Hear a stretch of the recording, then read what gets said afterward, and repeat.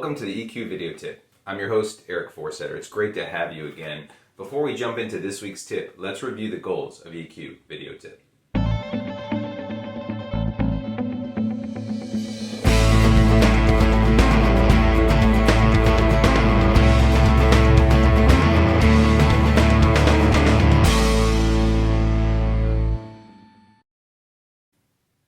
Welcome back. So what's on tap today? We're going to talk about 4 things that great collaborators do. And it's important to know that this article comes from Lisa McLeod on LinkedIn. It's a great article about how to become a great collaborator and to ensure you get your team working together to get the best idea and foster creativity within your team. Let's jump into the tips that Lisa has for us.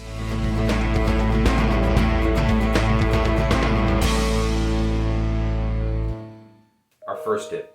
They foster psychological safety in the environment. And what do we mean by that? Well, in an environment where you feel nervous or anxious to talk, people are going to immediately shut down. They're not going to give their opinions, and then that directly impacts the creativity of the group. What do great collaborators do? They ensure that there is no toxic negativity in the group. They make sure there's no underhanded remarks, and they curtail any gossip that's going around.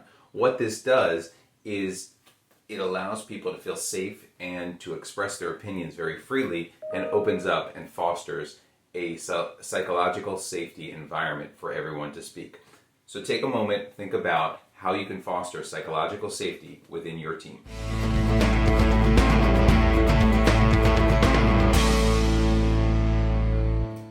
Tip number 2. They don't lose tether. And this is an important one because it's all about giving credit to those who actually helped come up with the idea to begin with. When you think about great ideas, a lot of times there's a lot of brainstorming involved, and one person throws out a great idea, and then from there it spirals into many different ideas until we ultimately land at the project or success that we really want to see.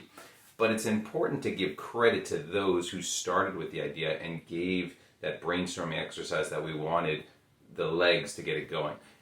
By creating a tethered environment where you understand who actually started with the idea and giving credit, it allows for other people to speak up, to know that not only will their ideas be listened to, but they'll give credit or get credit for what they contributed to the organization or to the project itself. So make sure that you understand that when you are trying to collaborate with someone, you're giving them credit. You're not trying to steal their ideas, and this way you're not claiming something that's not yours, but also you're fostering a project of collaboration around all of your group. Think about tethering as you begin to collaborate more.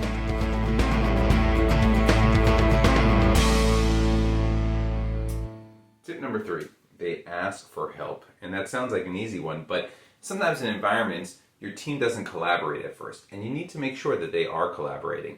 And what better way to do that than to role model it yourself and to ask for help. By asking for help, it sets the example so that everyone on the team knows that this is a team environment. We all collaborate. We bring things together to foster different ideas and to get that collaboration going and get those juices pumping.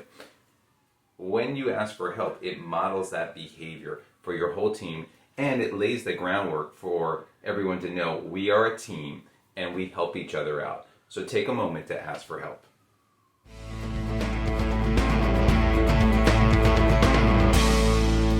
Our last tip, they seek diverse perspective. And what we mean by that, and what Lisa means by that, is they look for answers not only within their organization, like their manager, but other people, maybe customers or people who worked on the project previously. The goal is to get as many people involved so you can get those creative juices going and more perspectives, more ideas across the organization. It'll also help you get good relationships and build good relationships within your organization that you may not already have. So take a moment to think about a diverse perspective as you try to foster more collaboration within your team.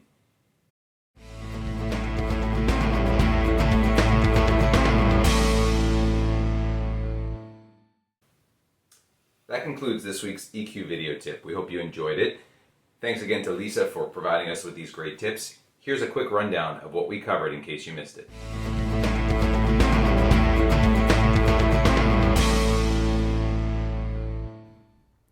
So that concludes our EQ video tip for today. Try incorporating some of these tips into your daily routine. But remember, use what works best for you and personalize it for yourself. Thank you always to our great research team for providing us with some great tips today. As always on EQ Video Tip, we want to end with gratitude. So thank you for watching. We really appreciate it. Here are some resources that you can use if you want more information on EQ going forward. Thank you again, and we look forward to seeing you in the next episode. Thank you.